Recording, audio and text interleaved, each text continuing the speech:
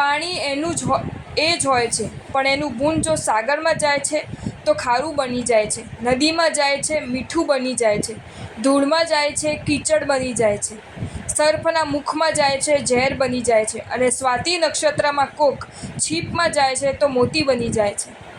ઘંટનાદ તો એનો એ જ હોય છે, પણ એ ઘંટનાદ જો મંદિરનો હોય છે તો મનને આહ્લાદિત કરી દે છે, બંબાનો હોય છે તો ભયભીત કરી દે છે, યુદ્ધના મેદાનનો હોય છે તો ઉત્તેજિત કરી દે છે, અને સાર્વજનિક સ્થળનો હોય છે તો સાવધ કરી દે છે.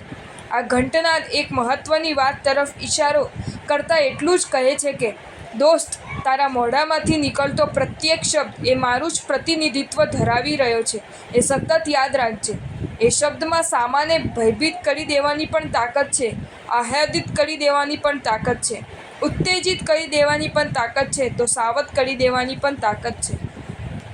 મારે તને એટલું જ કહેવું છે કે એવા જ શબ્દો તારા મોઢામાંથી તું બહાર કાઢતો રહેજે કે તારા ખુદના અને સામાના પાપ તાપ અને સંતાપને શમાવનારા જ બની રહે.